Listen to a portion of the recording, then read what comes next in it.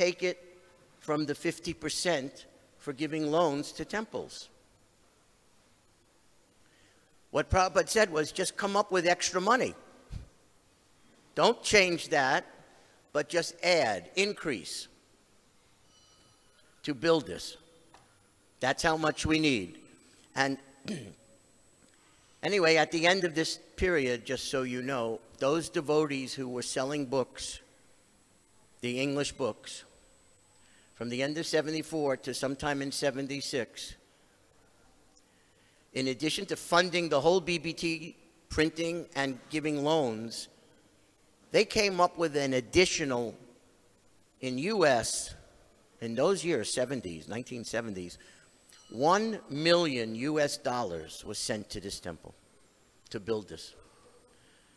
So at today's rate, what is that?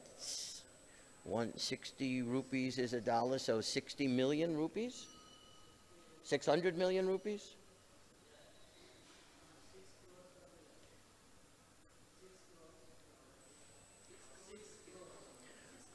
Is that a lot? For the 1970s, do you think that was a lot?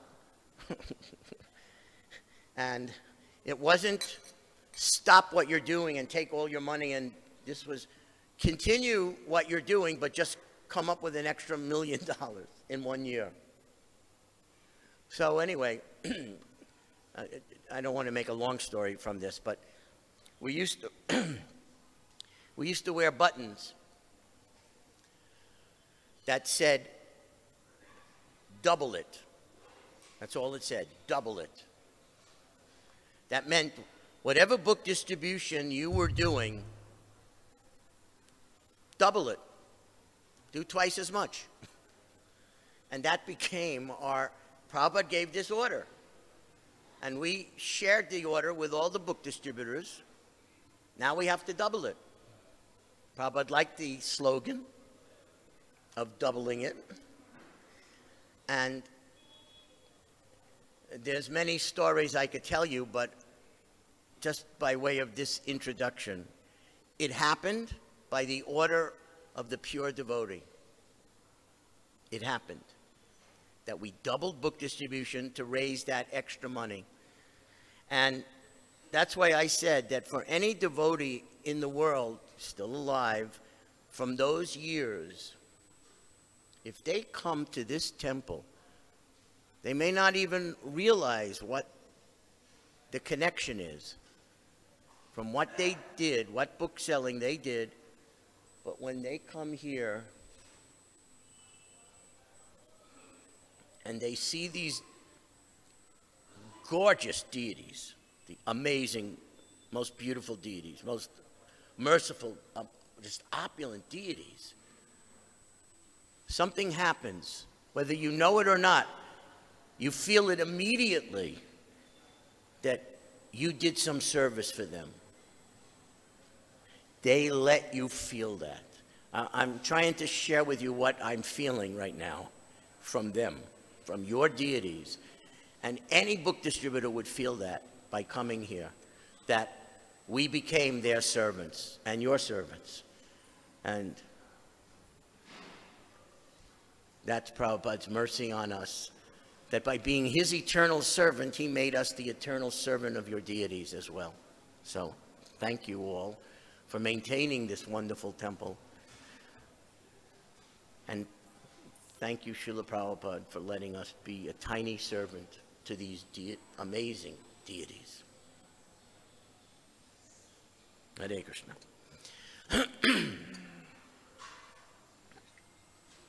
Oh, where did this come from? From the deities? Hare Krishna.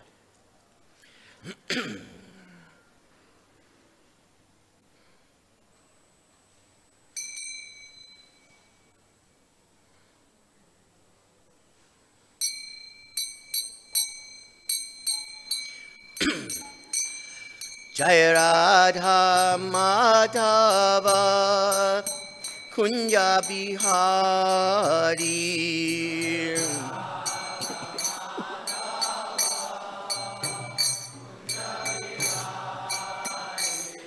Jai Radha Madhava Kunja Bihari.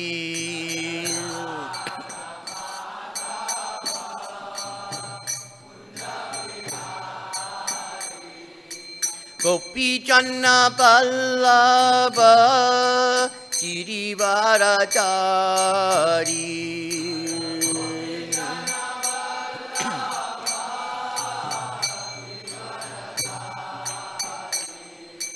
Gopi Janna Vallabha Girivaradari.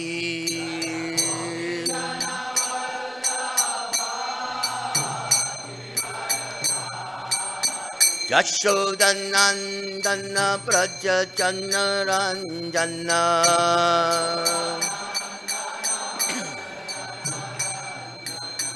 Yashodanandana Praja Janaranjana.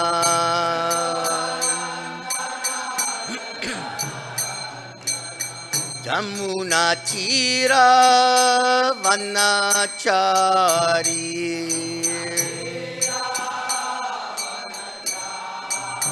Jamuna Tira Vanachari.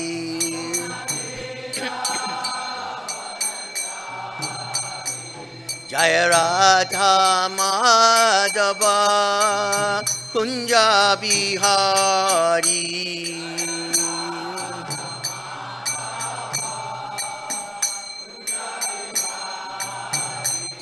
Jaya Radha Madhava Kunja Bihari.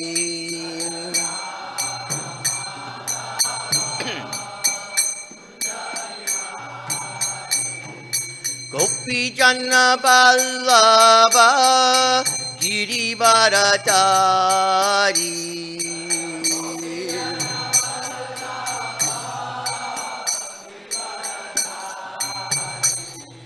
Gopi Janna Vallabha Girivaradari.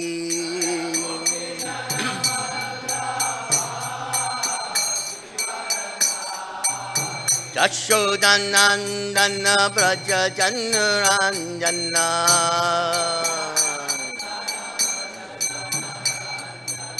Yashodanandana Praja Janaranjana.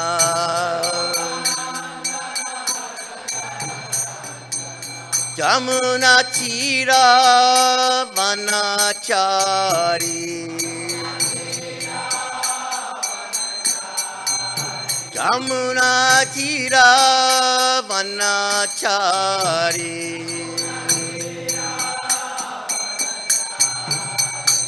Jai Radha Madhava Kunja Bihari.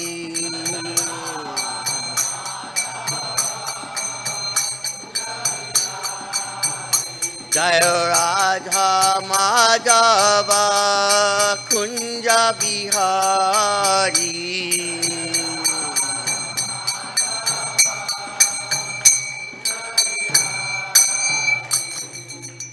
Jai Om Vishnupad Paramhansa Paravajakacharya Astutara Satasri Srimad. His Divine Grace, ISKCON founder Acharya, BBT founder Acharya, A.C. Bhaktivedanta Swami, Srila Prabhupada Ki Jai.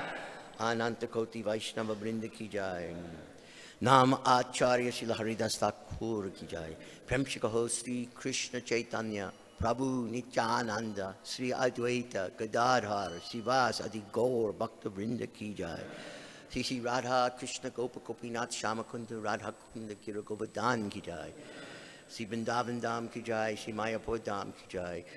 Bhakti Devi Ki Jai. Tulasi Maharani Ki Jai. Jamuna Mai Ki Jai. Ganga Mai Ki Jai. Sri Radha Rasa Bihari Mandir Ki Jai. Sri Sankirtan Jagya Ki Jai. Transcendental Book Distribution Ki Jai. All glories to the assembled devotees. All glories to the assembled devotees. All glories to the assembled devotees. All glories to you, Srila Prabhupada. Thank you, Srila Prabhupada. Namo Vishnu Krishna Consciousness.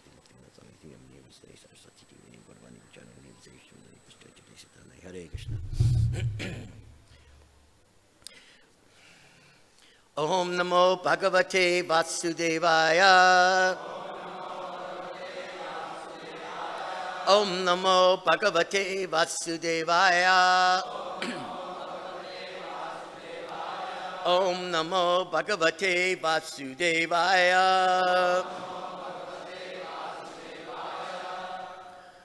Hare Krishna. What verse is that written? Which number? 8:17:7. And which one should I start with? I read a few before that? Start with 4. Okay. Thank you.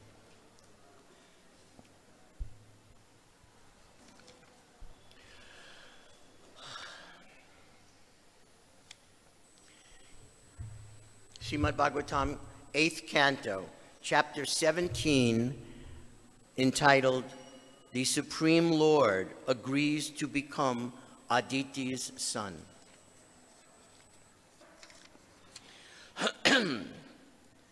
So I'll read text 4, 5, 6. They have no purport, and then we can chant text 7.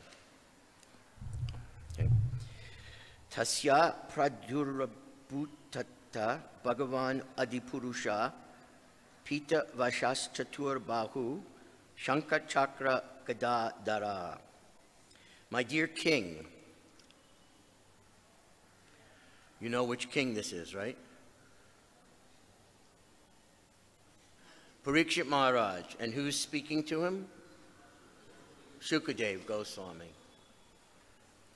My dear king, the original Supreme Personality of Godhead, dressed in yellow garments and bearing a conch shell, disc, club, and lotus in his 4 hands, then appeared before Aditi.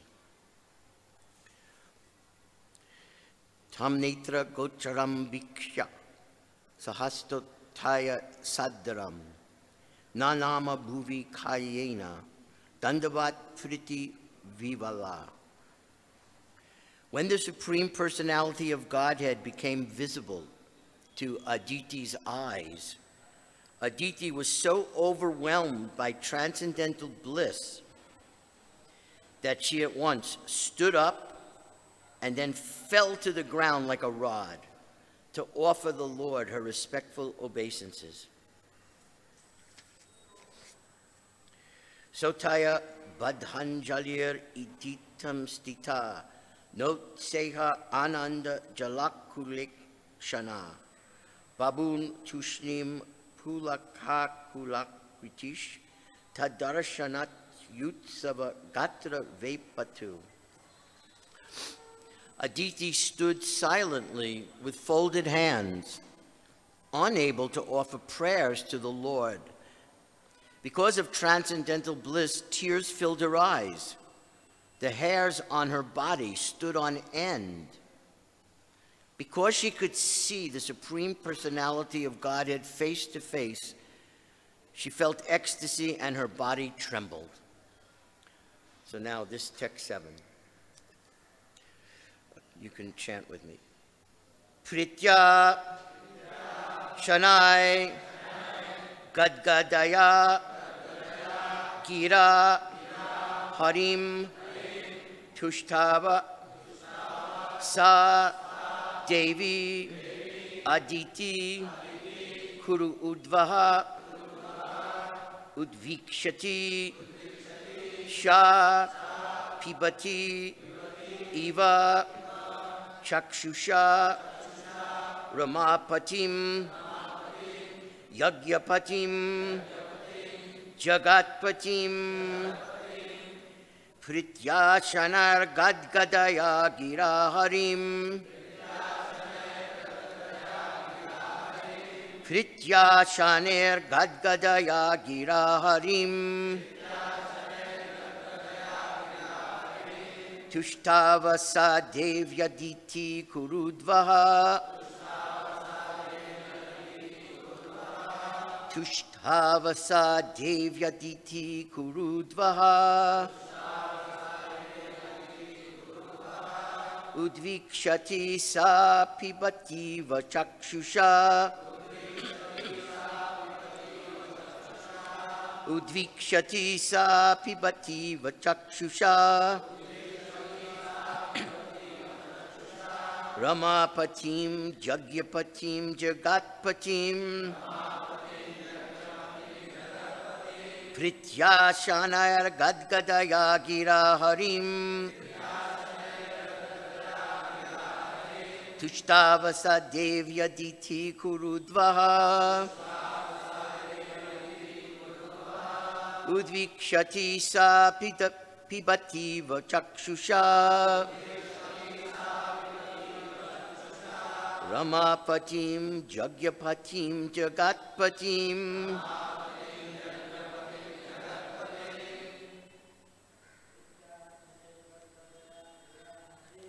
Prityachaner Gadgadaya Gira Harim Tushtavasa Devyatiti Kurudvaha Udvikshati Sha Pipati Vachakshusha Ramapatim Yagyapatim Jagatpatim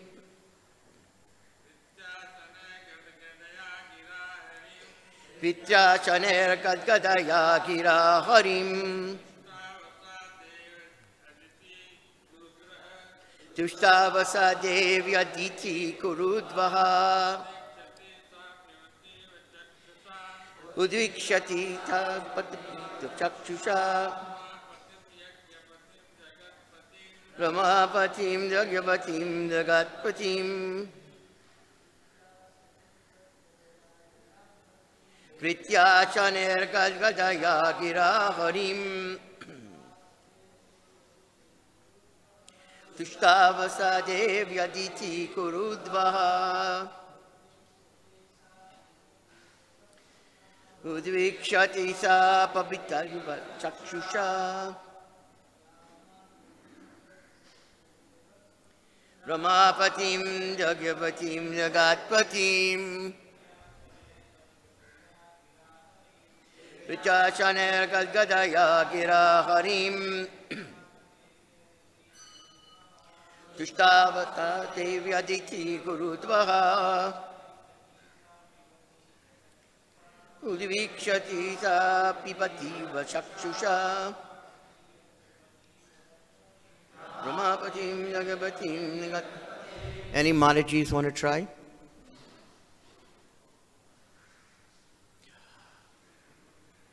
Okay, but I want you to know Prabhupada did like it when the Matajis tried. That's all. Okay. Pritya, because of love. Shanai, again and again. Gadgadaya, faltering.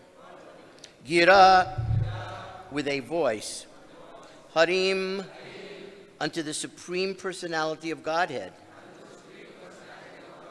Tushtava, pleased. Sa, she. Devi, the demigoddess. Aditi, Aditi.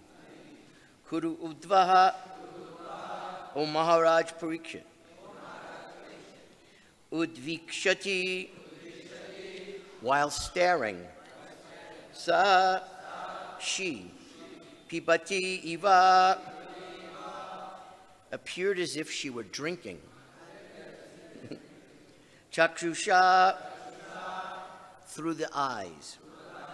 Ramapatim, unto the Lord, the husband of the goddess of fortune. Jagyapatim, unto the Lord, the enjoyer of all sacrificial ceremonies. Jagatpatim, the master and lord of the entire universe. Translation and purport by His Divine Grace Srila Prabhupada. O Maharaj Parikshit, the demigoddess Aditi then began offering her prayers to the Supreme Personality of Godhead in a faltering voice and with great love. She appeared as though drinking through her eyes the Supreme Lord, who is the husband of the goddess of fortune, the enjoyer of all sacrificial ceremonies, and the master and lord of the entire universe. It's a short purport, and so we can repeat the text and then read the purport. O Maharaj Parikshit, the demigoddess Aditi then began offering her prayers to the Supreme Personality of Godhead in a faltering voice and with great love. She appeared as though drinking through her eyes the Supreme Lord, who is the husband of the goddess of fortune, the enjoyer of all sacrificial ceremonies, and the master and lord of the entire universe. Purport: after observing the Payovrata, Aditi was certain that the Lord had appeared before her as Ramapati, the husband of all good fortune, just to offer her sons all opulences. She had performed the yajna of Payovrata under the direction of her husband Kashyapa, and therefore she thought of the Lord as Jagyapati. She was completely satisfied to see the master and lord of the entire universe come before her to fulfill her desire. Om Gyan Chimanandasya Gyananjana Shalakaya Chakshushun Militantena Tasmai Sri Gurave Namah. So, the first thing I have to say about this is not some earthly, mundane mother praying for ordinary sons to have opulences. So we need to have the right context to understand this type of verse and purport, why it's even in the Srimad Bhagavatam.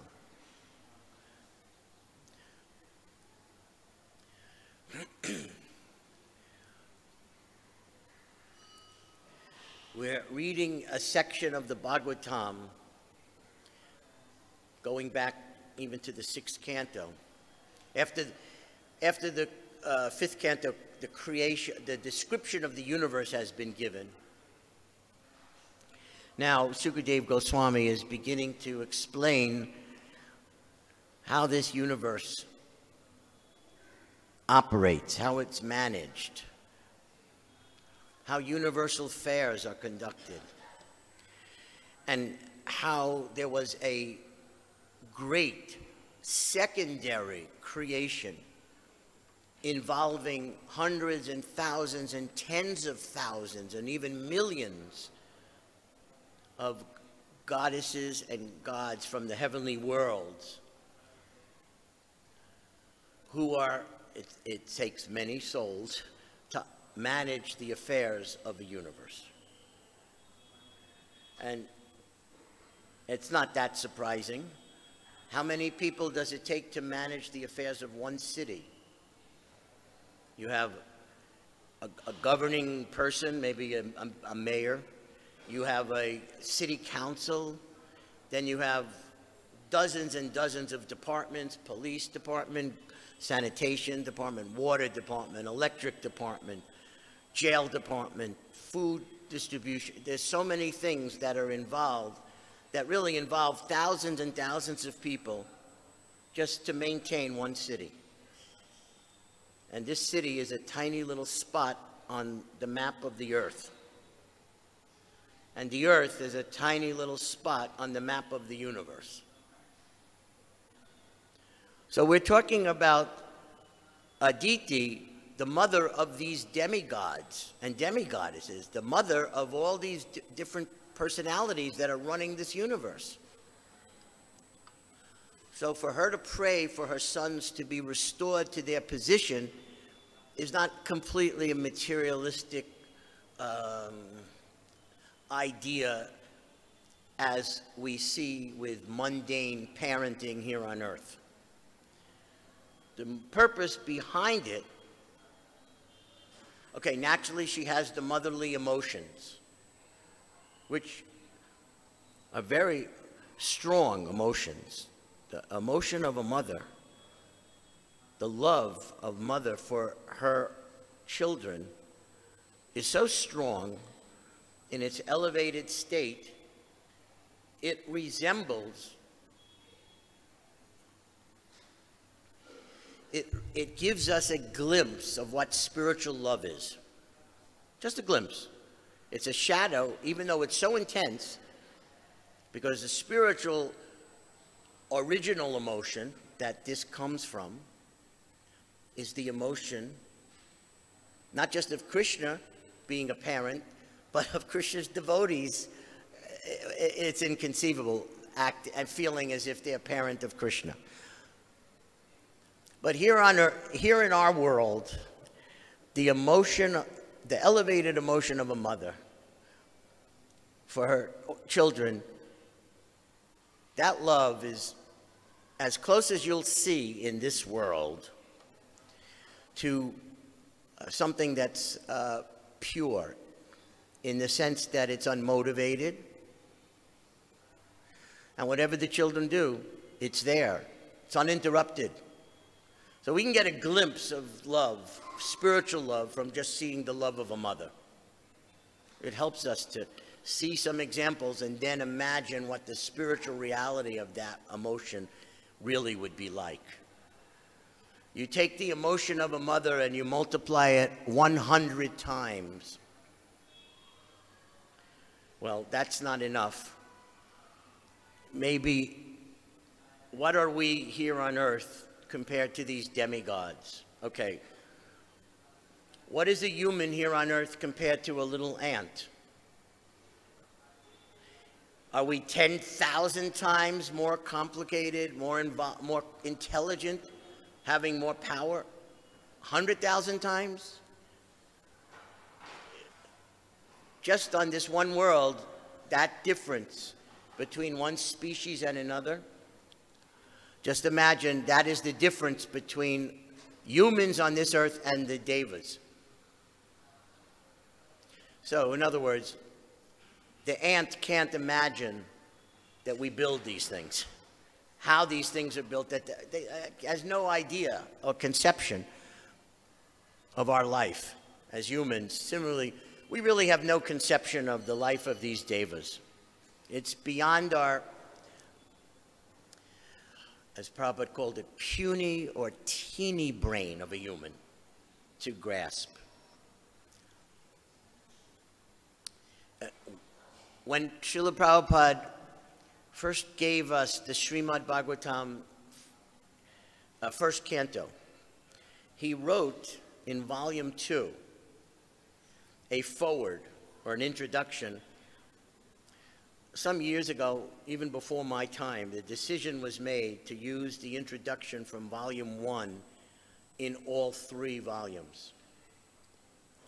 We used to print the first canto in 3 volumes, because that's how Prabhupada brought it. And Prabhupada had only written an introduction for volume 1 and 2, but not for volume 3. So when we were reprinting the Bhagavatam for the first time, back in the 1960s, the devotees were wondering, well, what should we do for volume 3's introduction? And somehow one of the editors made this decision, well, just take the introduction from volume 1 and use it in volume 2 and 3, so that way it... So many devotees have never seen the introduction that Prabhupada wrote to volume 2, because it hasn't been reprinted. But for those who have seen it, there are some interesting sections of that introduction, and Prabhupada is relating a story in the introduction of how a friend of his was astonished that he was taking up the task of writing, translation and purports to Srimad Bhagavatam in 60 volumes. His friend said, how is it possible that you could write that much about God? 60 volumes? How could there be that much to know? I mean, outside of India, the other great religions of the world have one book. And after that, they have the writings of their saints or prophets, but not much about God, not many books. So Prabhupada's he's writing this in his introduction, saying that he had to laugh and explain to his friend that the only reason I'm limiting it to 60 volumes is because of our teeny, puny brain. In the world of the Devas, he wrote in that same introduction, they study tens of thousands of volumes of Srimad Bhagavatam, not 60 volumes, maybe 1 million volumes. That's the difference between their brain and our brain. Human ant. Something like that. Gives you an idea. So we're reading about these devas that really have powers in a life that we can barely even imagine. I mean, after all, you have Prajapatis, and they are planning the creation of life all over the universe. In their minds, they're conceiving of the different species, and then they are, either from their minds or however else they do it, impregnating their many wives. And some of the offspring appear as devas, and some appear as great serpents, and some appear as great animals, and some appear as aquatics, and some appear as trees. I mean, that's what Prajapatis do. We can't even begin to imagine their job in the service of Krishna, making the 8,400,000 different species of life for the souls to go through their journey, those who have left Krishna, those who reject serving Krishna, who have to come down into this material world. There's so many servants of Krishna that have to organize this world. So it's quite fantastic to our minds. How can one person give birth to different species? But that's what happened. That's how the universe is filled up. So, you know the story of why she is praying for her sons, her devas, her children, to be restored. Because that's the proper way for the universe to function, for the government of the universe to operate. The demigods need to return to their position. So with that context, she's performing this amazing yajna. And I know it may seem, again, out of context, what was that yajna? She worshipped the deities, she lived on milk, and she gave prasadam out, and she did this for 12 days. Do not think or mistake her 12 days and this yajna for anything we do in 12 days here on earth. Do not make that mistake. That's not what she did. First of all, her mind had to be emptied of anything material. Any material thought, even for a microsecond. She emptied her mind during these 12 days of whatever the heavenly world 12 days are. Does anyone know the difference between a day of Indra and a day on earth?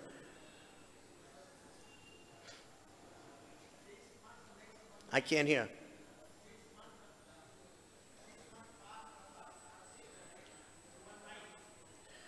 I'm really unable to hear. Are you saying that one day is 6 months?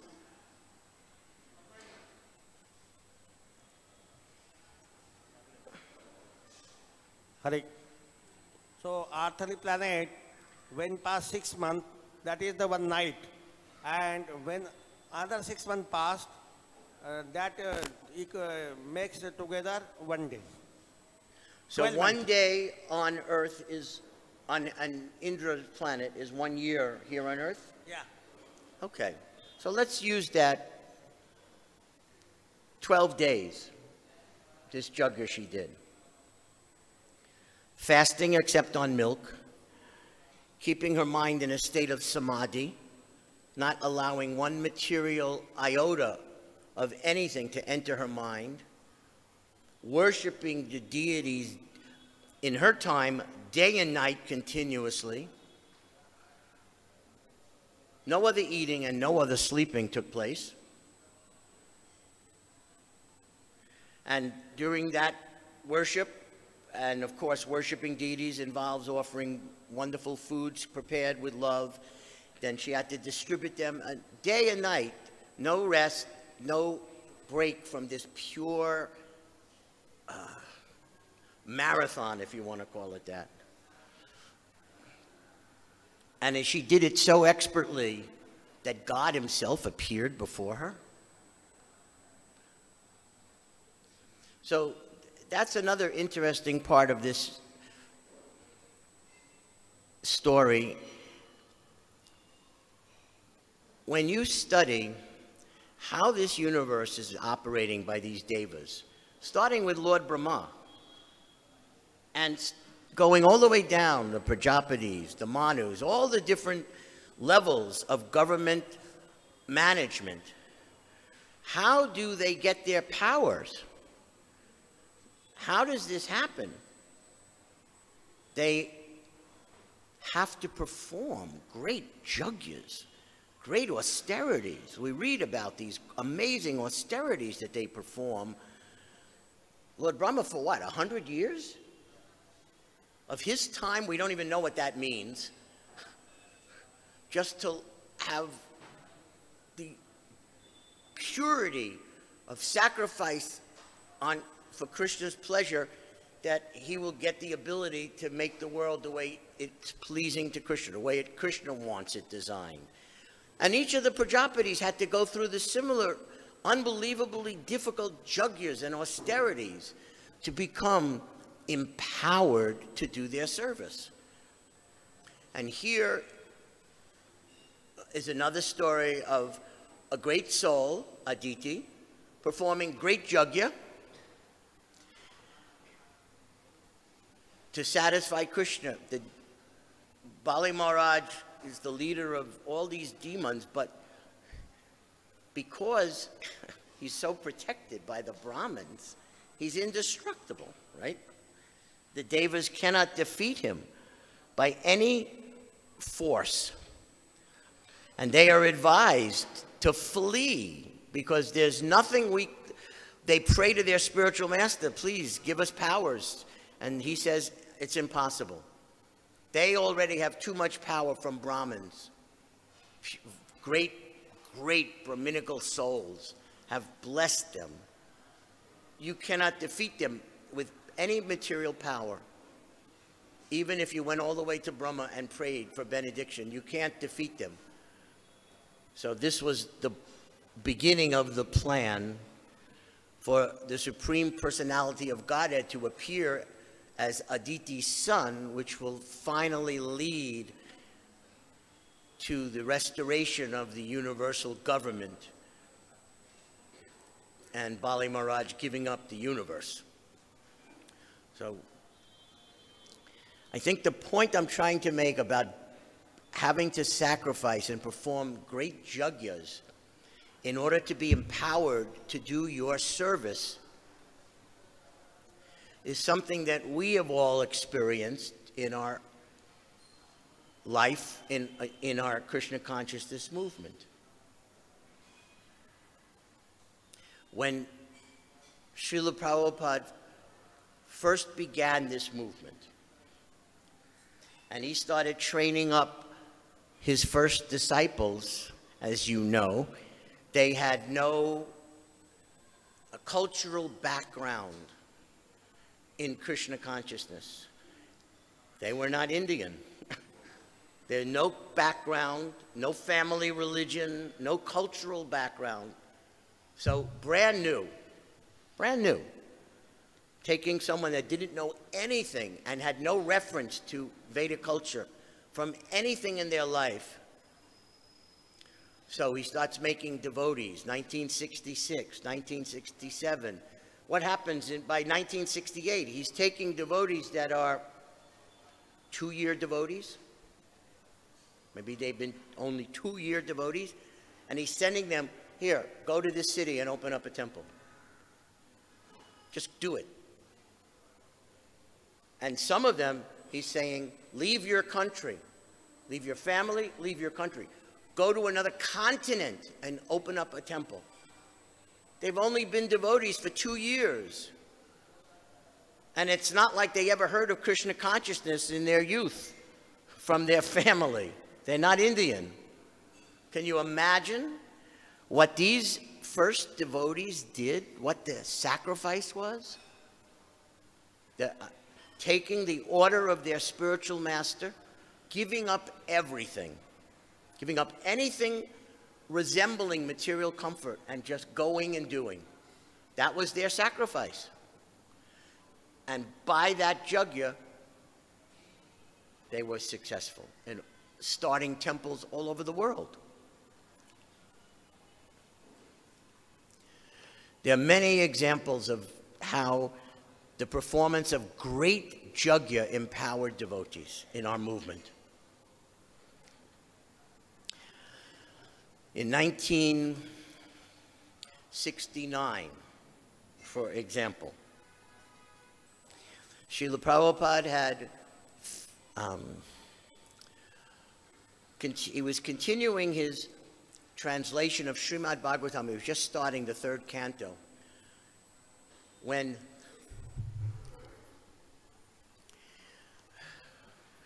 there were some indications, just materially, of health. He had had heart attacks coming to America. In 1967, he had another heart attack. 68, he had to go back to India. The devotees never thought they would see him again. He came back. So Prabhupada was very concerned, is Krishna going to give me the time to finish the whole program of giving Srimad Bhagavatam to the world? So knowing the great desperate need of the souls to know who God is, and how in Kali Yuga the world is covered in such ignorance. Nobody knows who God is, even outside of India for sure. So Prabhupada stopped translating the Srimad Bhagavatam and decided, I'm going to create the summary of the whole 10th canto in 2 volumes, the Krishna books. And from 1969 until around March or April of 1970, he worked on the 2 volumes of the Krishna book and the Nectar of Devotion. That's what he was writing during that time. And how to print this book, how to present Krishna to the world. Prabhupada's idea, as you know, was to show Krishna through transcendental art. So, 1969, so now these are 2- and 3-year-old devotees. Some are just 1-year devotees. Some have just been initiated. Anyone with a little art ability, Prabhupada is collecting them. Some from LA, some from Montreal, some from New York. And he sends them all to Boston. Around September of 1969, they bought this temple in Boston. Prabhupada did not want to establish ISKCON Press in a rental building. He wanted a building that we owned. Well, the first building that ISKCON ever owned was the temple in Boston. That's a whole story of that marathon, that competition around America, who would end up collecting enough to buy the first temple. And Prabhupada was tantalizing them with saying, whoever gets that first temple, I will establish ISKCON Press there, and I will go there. So that was a big prize. But anyway, Satsarup and Giriraj won the competition. Giriraj was in Boston. Satsarup was in Boston. And they got the money for that first temple. And that's where ISKCON Press was created. So Prabhupada sent 4 artists, that's all he had, that were really good. There was 1 or 2 others, but in Boston, we had Jadharani, Bardraj, and then from LA, Prabhupada sent Devahuti, and this new devotee named Bhakta Mark, who had just taken initiation as Murlidhar. And when the art department first started, Prabhupada said, okay, I want each of our temples to have 5 paintings. The painting of Srila Prabhupada, the painting of Srila Bhaktisiddhanta, the painting of the Panchatattva, the painting of the Panchatattva on Sankirtan, and the painting of Radha and Krishna with the 8 gopis. So they were painting these paintings over and over again for all the temples, which were about 12 temples. That's how many temples we had.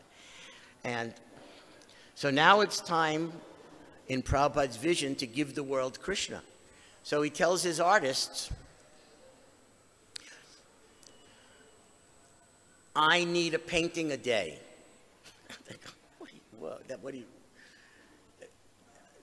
That's impossible.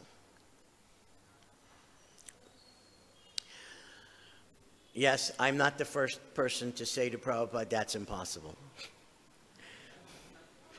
They said it a few years before me. So then Prabhupada explained, I am not just going to write about Krishna, I must show the world the beauty and opulence and power of Krishna and the pastimes of Krishna, the abode of Krishna. The world has no idea what God is. And so these artists are thinking amongst themselves, this is really impossible. He wants us to paint the most beautiful paintings the world has ever seen. What are we? We're supposed to do better than Rembrandt and Da Vinci and Raphael? And how is that even possible? So then they say, Srila Prabhupada, why don't we get some artists from India? I said, no. We have to have devotees do this. Because you don't understand what beauty, real beauty is. You think real beauty is based on what you see with your mundane eyes. That is not the definition of artistic beauty. So, Prabhupada, what is the definition of beauty? And Prabhupada said there's 2 parts to real artistic beauty. The first part is it has to be completely authorized.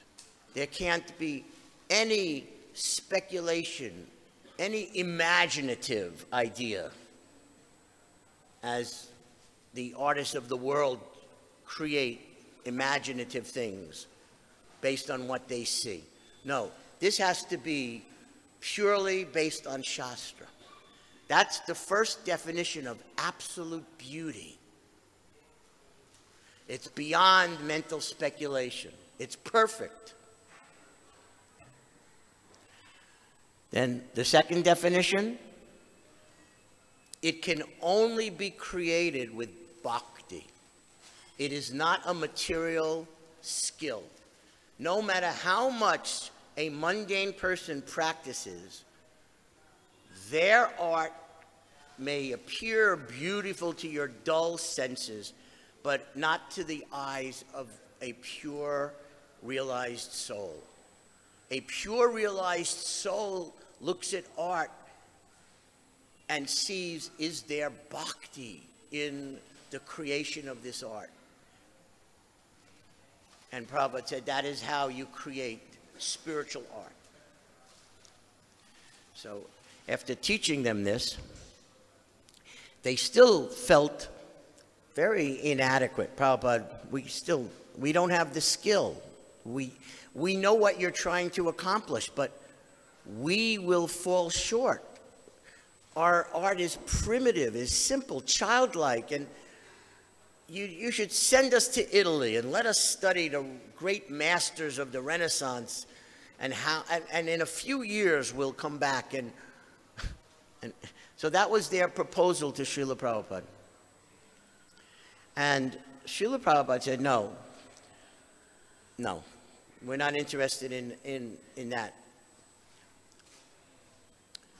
We're interested in empowering you through Yajna. This is how the universe works. You perform yajnas to satisfy the Lord, and if you do it purely and very nicely, the Lord will appear. In different ways, the Lord will appear and empower you. So Prabhupada said, okay, this is what you're going to do. By the way, he sent them a letter. He hadn't even started dictating the Krishna book yet, but he said, here's the first 7 paintings. And 2 weeks later, he sent them another letter. Here's the next 6 paintings. And he describes what he wanted in these paintings. They hadn't even read. You have to picture this in 1969. There's no Krishna book. These are Americans that never heard of Krishna. They have no idea, except maybe some posters in some store they might have seen. Other than that, they have never heard of Krishna, and no idea what this is supposed to look like.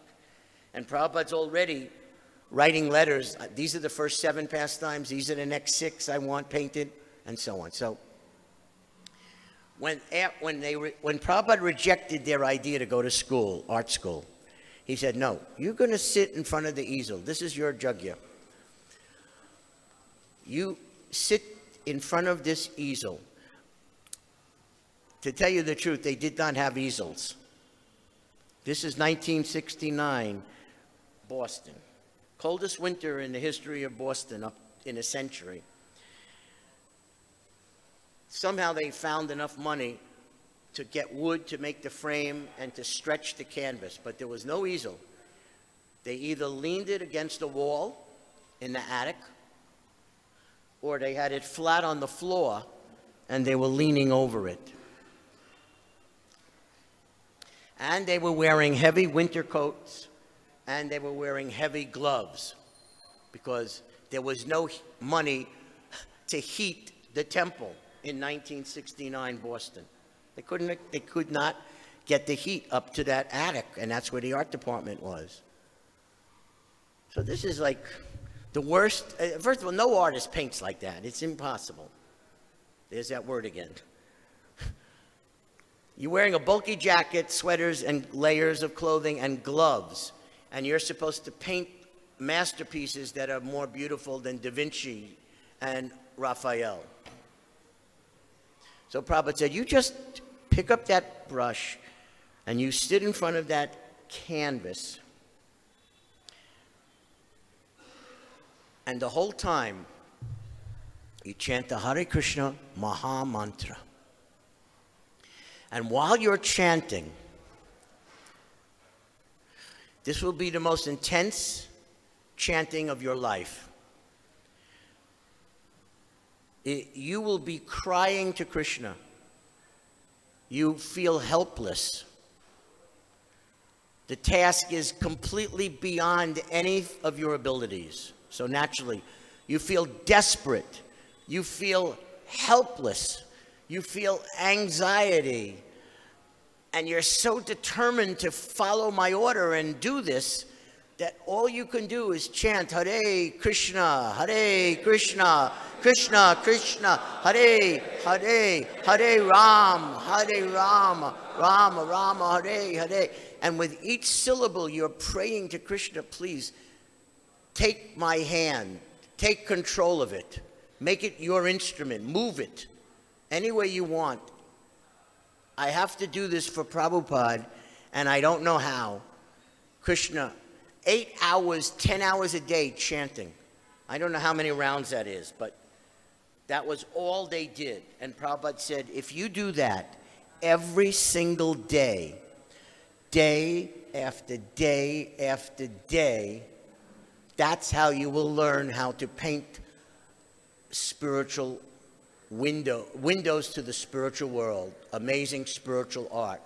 It will be definitely filled with bhakti. And it will be authorized. No imaginative things. And there's some funny stories about how they avoided that imagination. One of the artists had painted Narada Muni with using as a model some Renaissance famous personality, and Prabhupada rejected it and said, that's the bodily muscular shape of a meat eater. That's not Narada Muni. Threw the whole thing out. Start all over. Prabhupada had to explain the difference between a spiritual body, the body of a Brahmin, a Deva, and the body of a meat eater or a demon. And they had no idea how Krishna's clothing was supposed to look. I think I've told this story. So the artists were in Prabhupada's room, and they had some brahmachari that was putting on a dhoti, and they were looking at how the dhoti is worn by a brahmachari back in 1969. And Prabhupada said, no, that's not how that's not how Mother Yasoda dressed Krishna. So Prabhupada stood up in his room. He took a dhoti and he started tying it in a way they had never seen before. No one had ever seen before. And then he took another dhoti and created a sash. And before they realized what was happening, their jaw, they were so stunned. Oh my God, Prabhupada is modeling for us. And Jadharani had the nerve to say, Srila Prabhupada, could you just do that again? Because now we'll study what you're doing. And Prabhupada did it again. And that's how they learned how baby Krishna and Krishna as a young boy is supposed to appear in his yellow clothing and everything, the way Mother Yasoda, exactly the way Mother Yasoda would dress him. Because only someone like Prabhupada could demonstrate. Because that's Prabhupada. The thing that we all realized about Prabhupada, in America, during the time of the 60s, many people were searching for a guru. I don't know how that idea came, but it came. It became a very popular trend. Rock stars were searching for gurus, and that was influencing people, and the news media was jumping on it. And so everyone had their Swami. But what the devotees started to realize about Prabhupada, those early days, is that this is not just a guru in a line of gurus. This is not even just a pure devotee, Uttama Adhikari, which is very rare amongst gurus. This is a guru come down to this world from the spiritual plane. Shaktavesh Avatar, his godbrothers called him. Incarnation of the potency of Lord Nityananda, his godbrothers once said. We are talking about the descent of God's power into Prabhupada from directly, not only Vaikuntha, from Goloka Vrindavan. So the devotees who were with Prabhupada began to realize he's not of this world. He's not just a guru who practiced and became a guru. He's just not of this world who became a guru to teach and to establish the Krishna Consciousness movement of Lord Chaitanya in the West.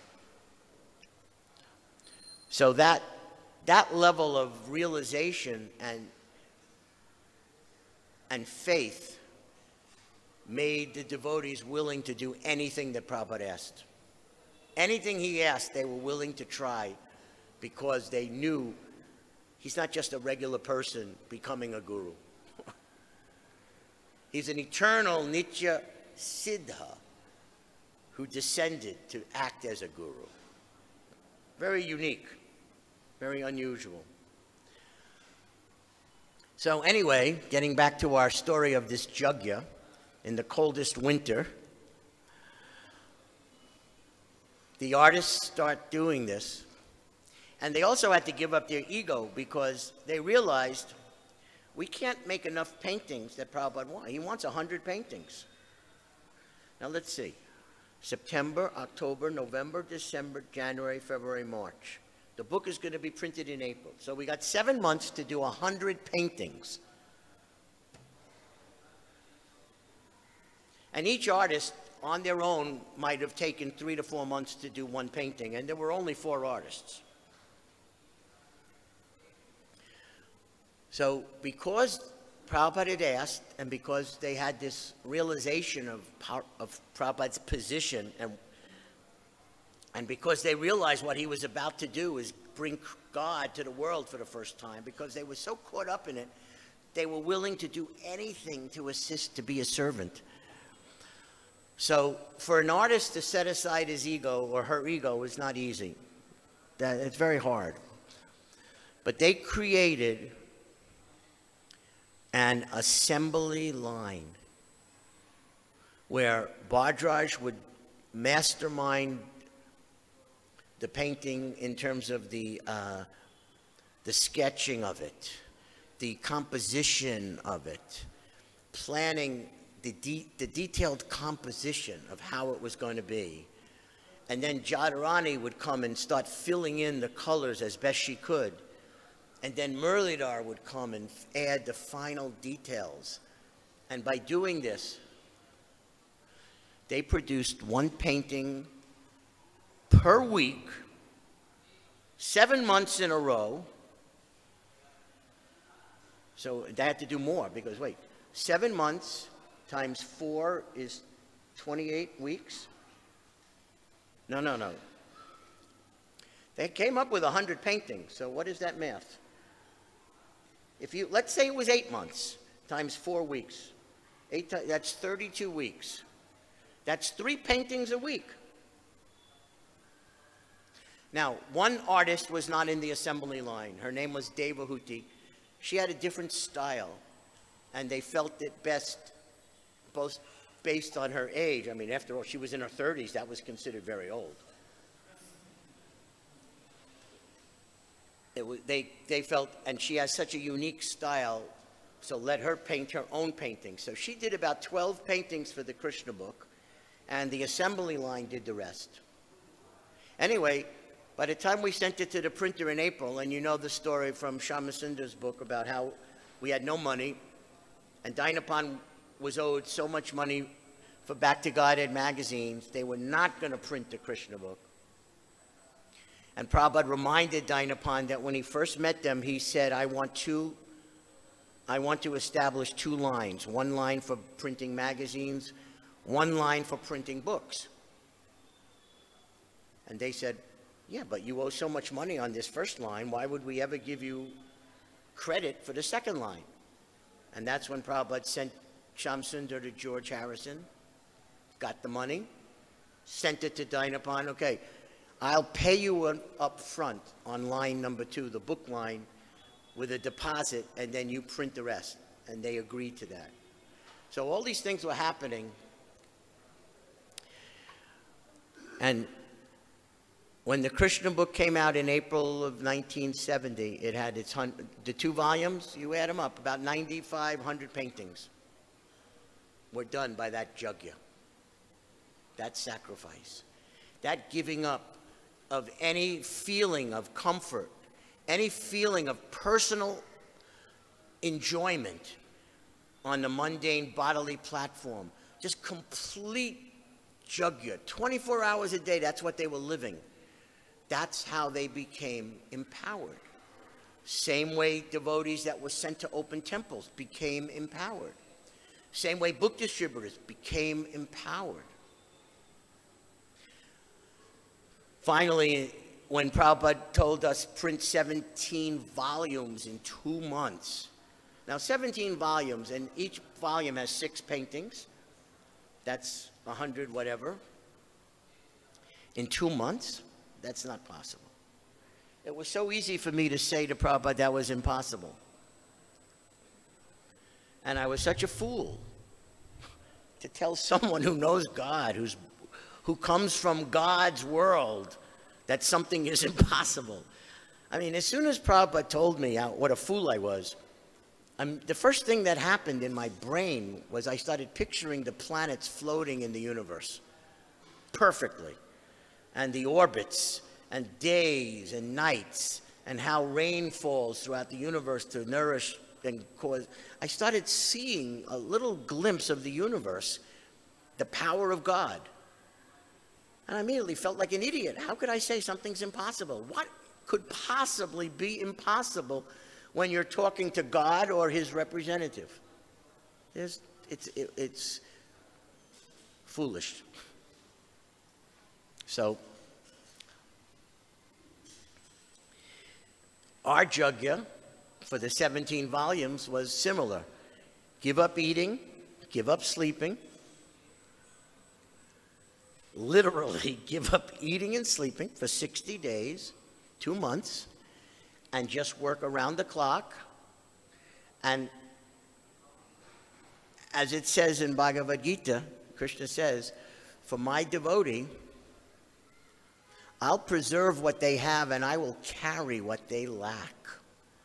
And by the order of the pure representative of God, those devotees at ISKCON Press were carried by Krishna and were able to survive without even feeling too much distress, with no sleep, practically no food, for 60 days to do that jugya.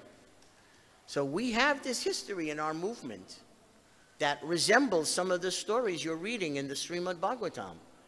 The great souls perform these great jugyas with pure consciousness to satisfy the Supreme Personality of Godhead, and they become empowered in that way. And this is the story of our universe. This is the story of life for all time. So I asked at the beginning, was anyone here in the 1970s? It doesn't matter. You're here now in the 2018s. And any of you who perform jugyas, Sankirtan jugya, deity worship jugya, any of these jugyas that you perform, if you do it with pure, intense desire to satisfy the Lord and to set aside your personal desires, you will also experience the results of being empowered to do amazing things. Because that's how souls do amazing things in this universe. And that's how devotees do amazing things in the Hare Krishna movement.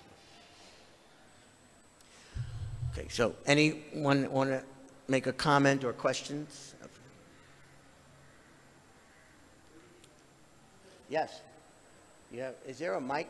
Because I can't. Thank you.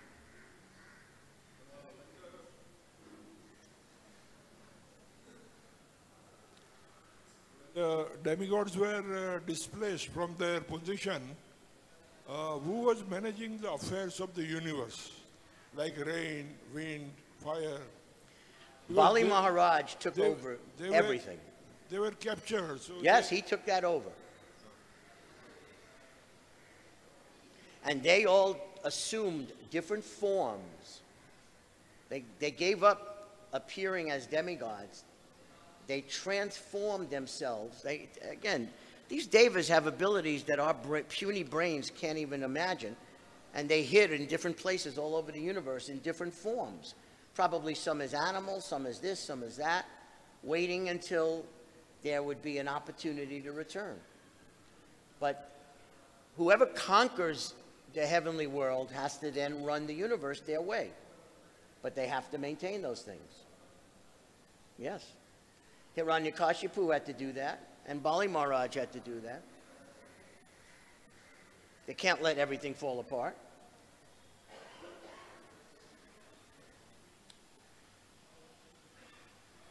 Thank you. Yes. You need a microphone. Hare Krishna. Thank you very much, Prabhuji, for Hare Krishna. wonderful class. You got to speak louder. So, it was very thrilling to hear about the empowerment done by Srila Prabhupada to his devotees. So, in that, you were talking about feeling helpless and asking the mercy from Krishna. So, how we do in our... I'm not hearing you. You're starting to whisper again. You got to talk loud. Thank you. You were talking about empowerment Yes. of the devotees. So, they were going through great desperation, helplessness. Yes. So, how we experience that kind of emotions in our life now? Well, I think for the Sankirtan devotee, it's easy. And in each department, in each service, you have to find that vision. But the Sankirtan devotee, it's very easy, because the second you walk out, you know that your mission is to save every single soul who is completely asleep in their stupid material bodies, acting as if they are their bodies, and that if you don't save them, what will happen? Prabhupada has written, if you've gotten up to the 8th canto, you have read more than once that these souls had to go through millions and millions of births to get a human form of life.